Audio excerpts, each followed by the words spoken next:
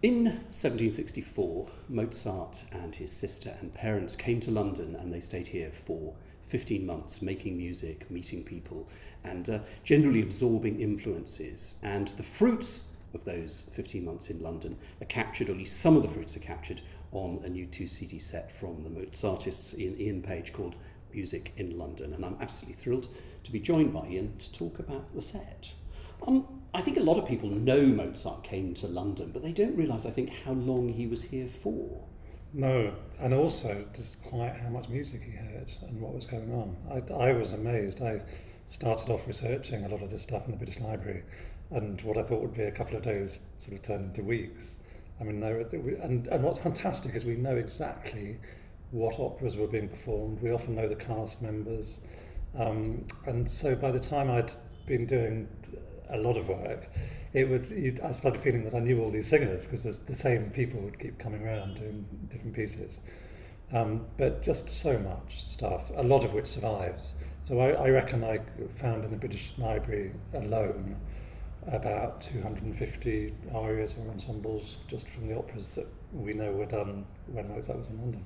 And a lot of us have walked past that building in Frith Street with the blue plaque. But actually the Mozarts weren't just in that one place, were they? Because they moved around quite a bit. Yeah, they were all over the place, and settled in Soho, which was the absolute core of the musical establishment. So the very walking distance to Covent Garden, very close to Johann Christian Bach and Carl Friedrich Abel, who were the two most notable composers that had come over from Germany. And yeah, it was all going on. Now, it was sort of the Mozart children, because it wasn't just Wolfgang who was the sort of star. His sister Nanel, who some people even claim was a better keyboard player than he was it was a bit of a sort of family sort of fair, wasn't it? Because they were sort of taken around all the kind of aristocratic centres of Europe and possibly weren't even initially proposing to come to England. No, that's right. I think the initial plan was to finish in Paris and then turn back south again. And so many people had said to Mozart's father, if you're going that far, you really ought to go to London. And I think Mozart's father had in mind a general education. It wasn't just the musical angles. There was so much going on in London. So it was a sort of reverse grand tour. Yeah, yes, exactly. And it was, it was the wealthiest city in the world, the largest. There were just so many people who were paid to come over. So they were recruiting people from all across Europe.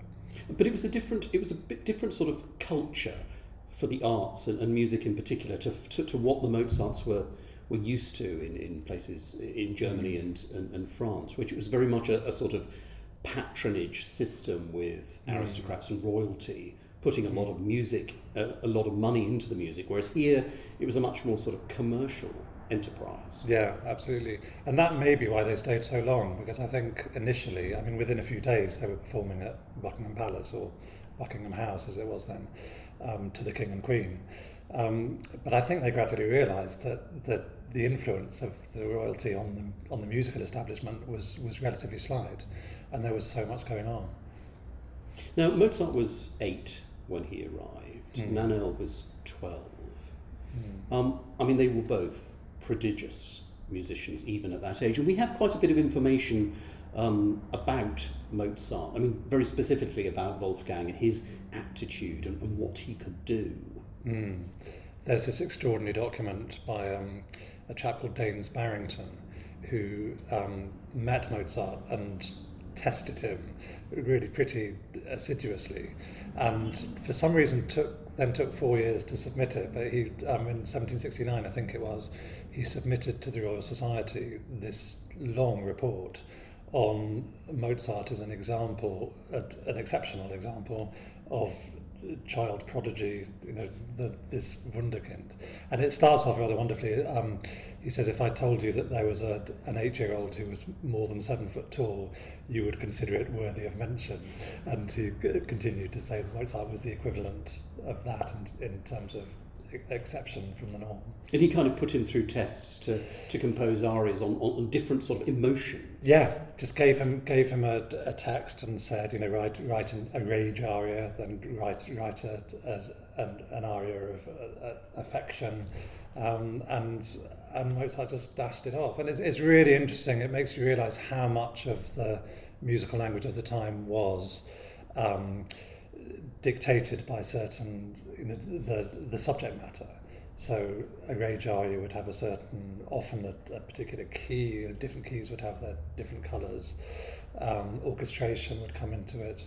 And it's really, what I found really interesting with all the research on the Mozart in London stuff was how much material there is of the music that he would have heard, text that he would have heard set by other composers, that he then went on to set himself within the next 3 or 4 years. Because that was quite a common thing, wasn't it?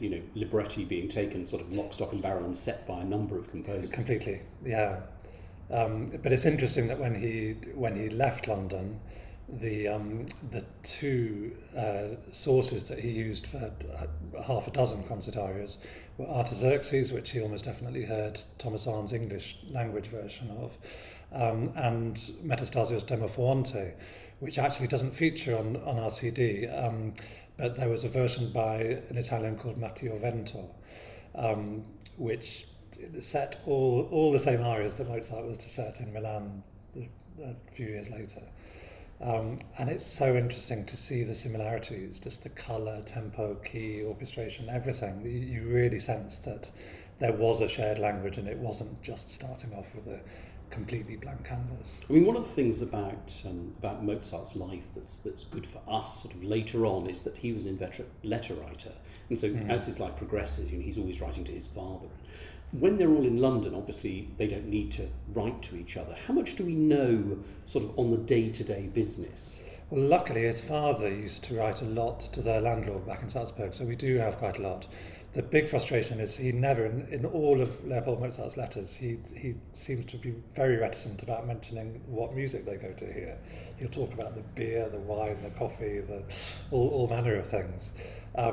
But not about the music. So we don't have a definitive knowledge of exactly what Mozart heard. But then again, the whole point was to give him an education. And if the main opera was on at the King's Theatre Haymarket and ran for a dozen performances, and Mozart was here the whole time, he surely must have heard at least one performance. Now, aged 8, he was, primarily he was being sort of hawked around as a performer.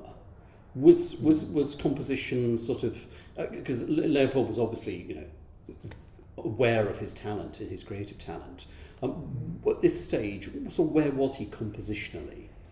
Well, I've got a theory about this. It's interesting. He'd written a handful of keyboard sonatas in Paris early in 1764 and the end of 1763, but he'd never written anything orchestral.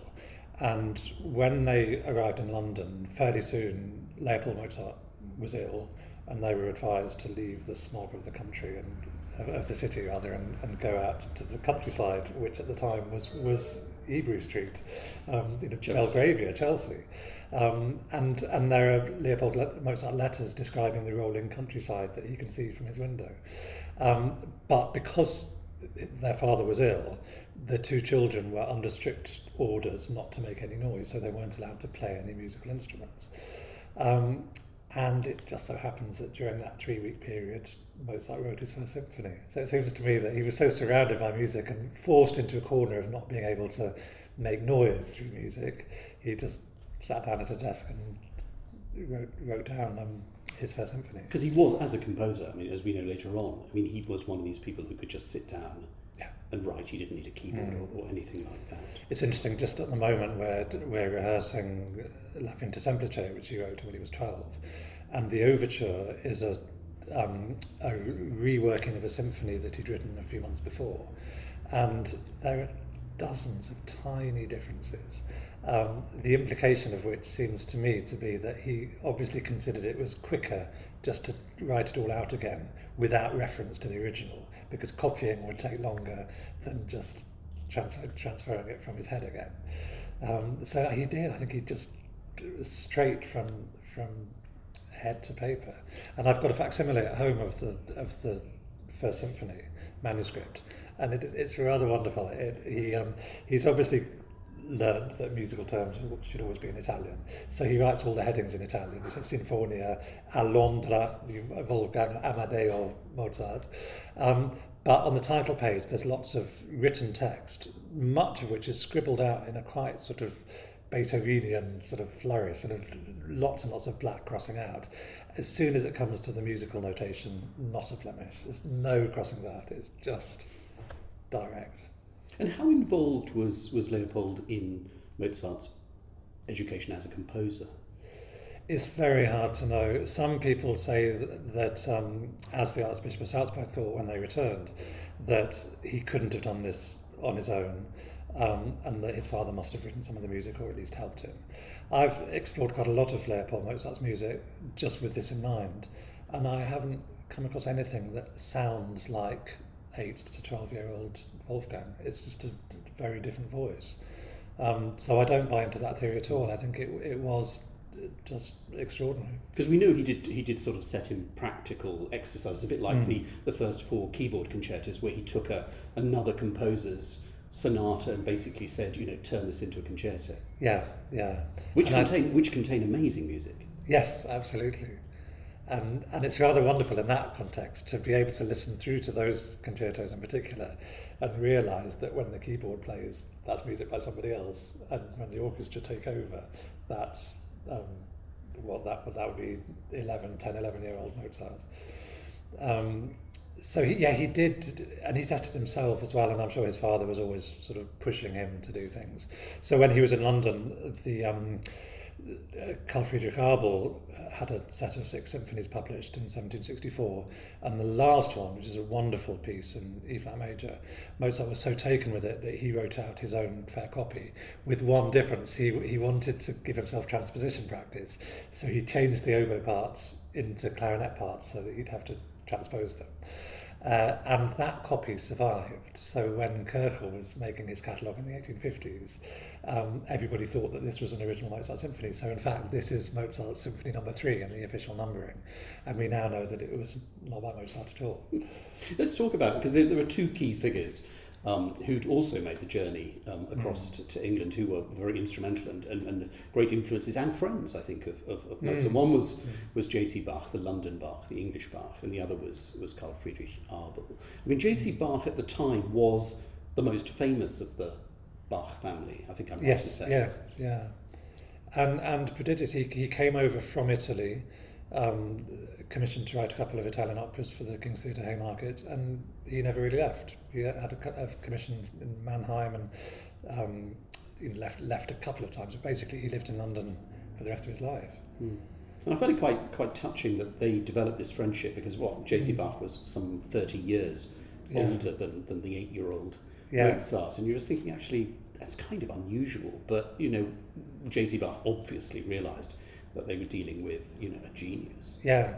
And I think they just literally treated themselves as peers, like as Haydn did. I think Haydn and J.C. Bach were the only 2 composers that sort of got close to understanding Mozart, because they were good enough to feel unthreatened, and they just forged a lasting friendship. And where does J.C. sort of stand in the sort of Bach family canon, as it were? Because nowadays, obviously J.S. is the kind of the god of music, and C.P. Bach is perhaps sort of next in line. I mean, do you think J.C. is a good composer as well, or a fine composer?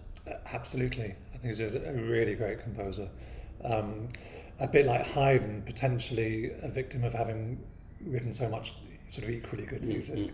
And none of his works have nicknames, so it's absolutely there's it's a treasure trove. The operas are wonderful. The Adriano and Syria that Mozart would have heard when he was in London is a really wonderful opera. And I think Johann Christian Bach was by some distance the main influence on Mozart's own musical style. And was he an important figure in London musical life when Mozart was here? Yeah, absolutely. I mean, it was a very... it's hard not to think of Blackadder and all those people sort of frequenting the London cafes. But, all these... David Garrick was running the theatre at Covent Garden at the time. And there's so many... Samuel Johnson, of course, was around. But I think J.C. Bach was absolutely part of the establishment.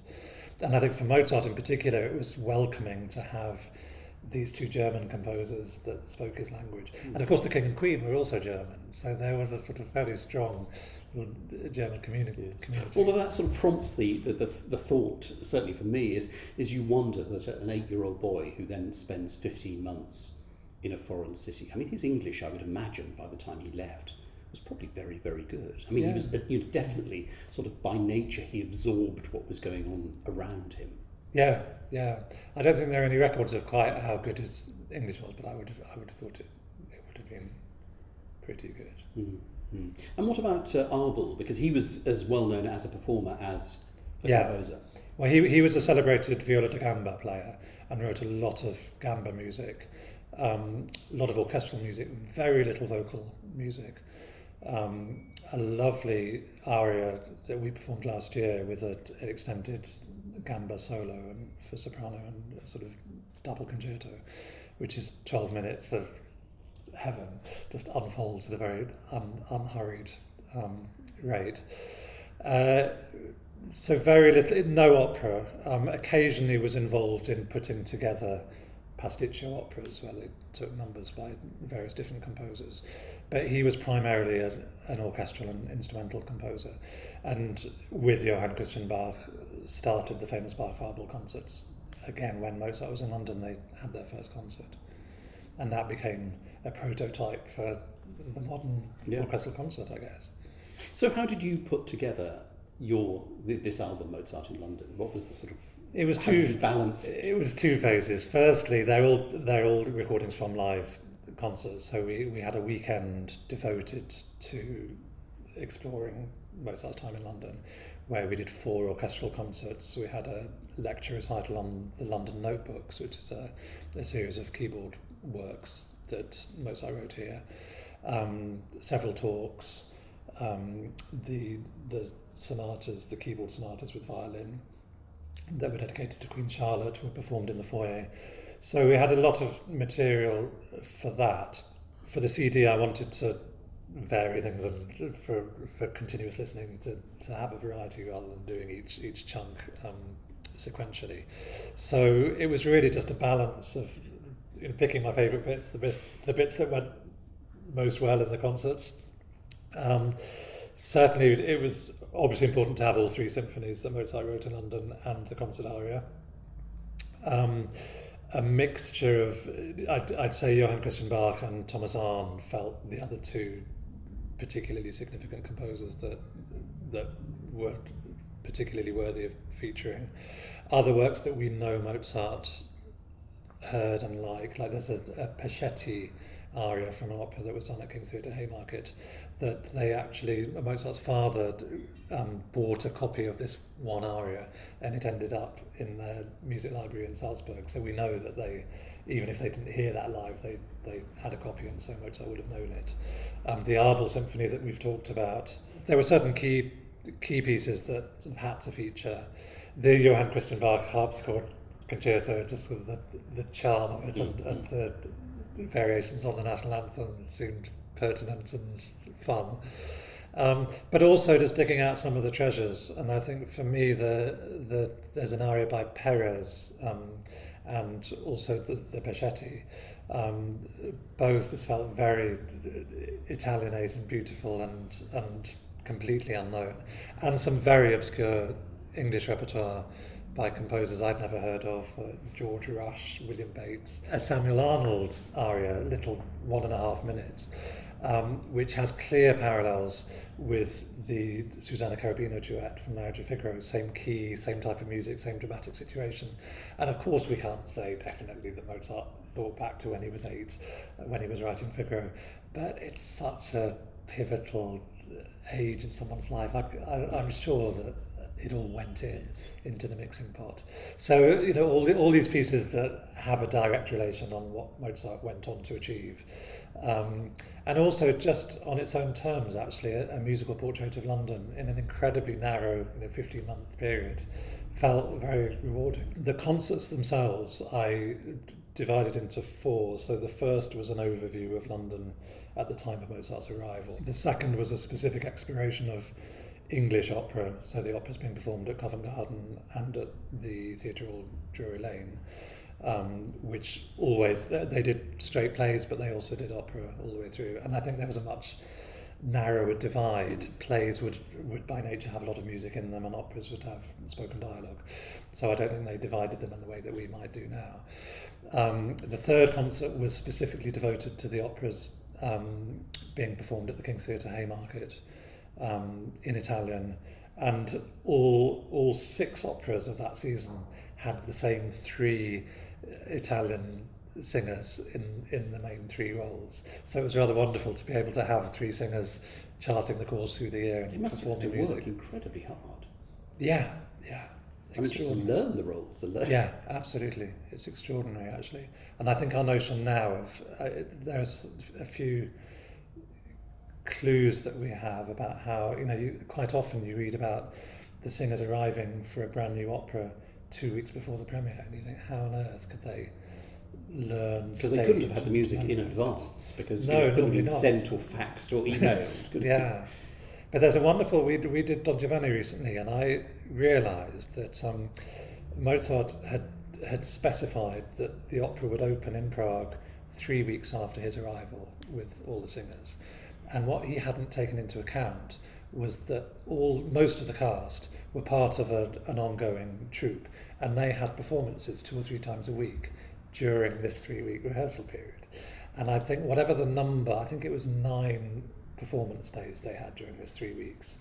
But whatever number it was, the premiere was postponed by the same number of days. So he clearly had in mind a very specific, this opera needs 21 days to be ready for the first night, which is rather wonderful to see him acclimatised to that. Do you think that, as a performer, would that be a really realistic amount of time to prepare a Don Giovanni, as it were, from scratch? It tells us a lot about the production style. They wouldn't have done very much detailed work, but then again, I remember talking to someone a couple of years ago who tried out a pet theory of hers on me, and she said, "What do you think of this as an idea?" She said, "Mozart was the best stage director that ever lived. Discuss."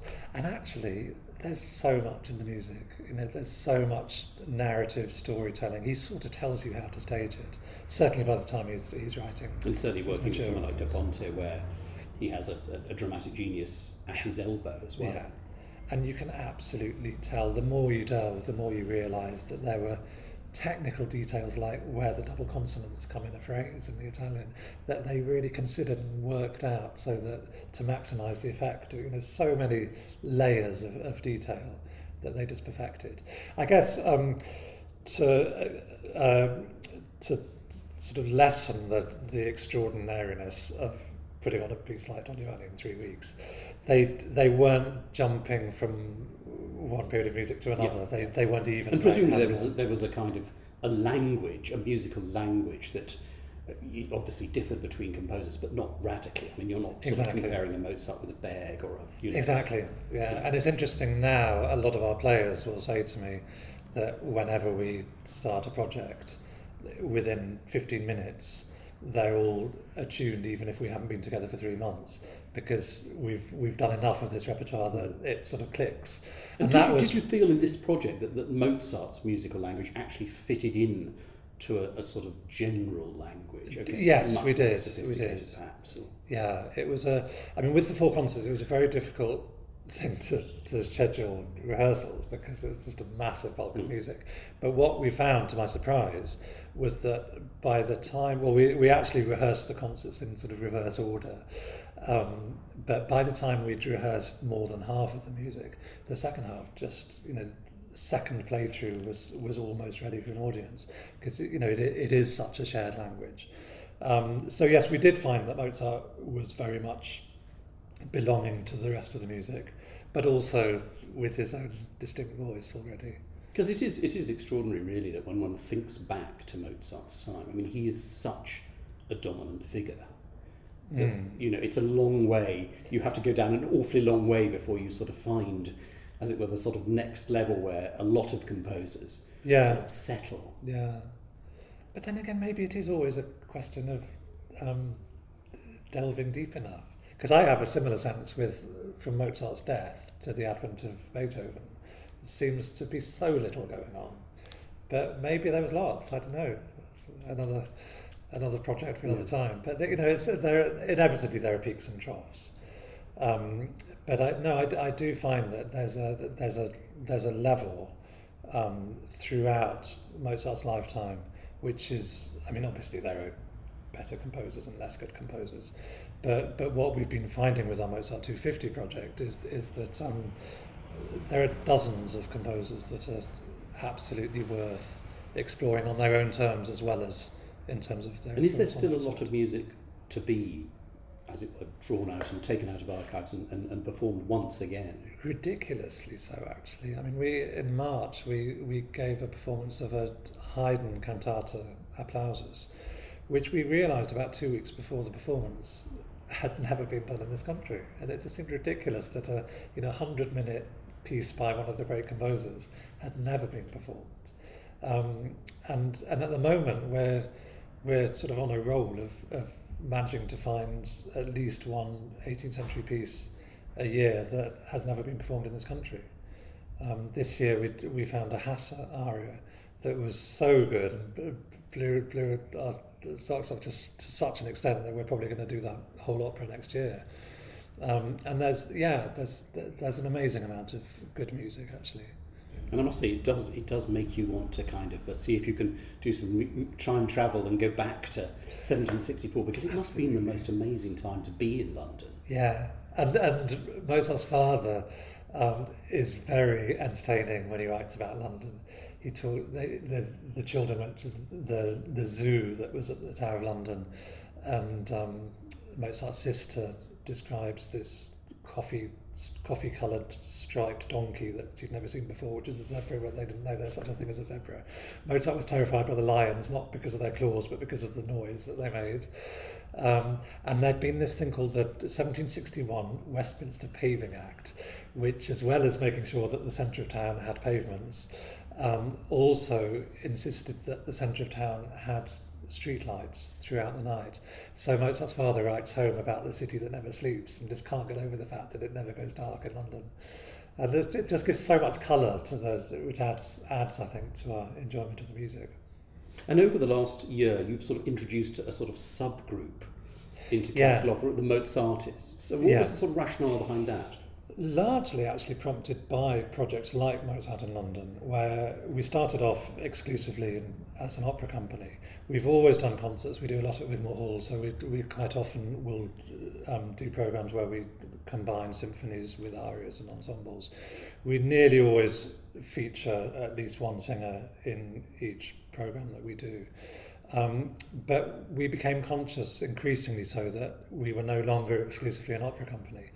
And in fact, when we did the 4 pasticcio keyboard concertos with Chris Poseidonholt last year, was that? Yeah.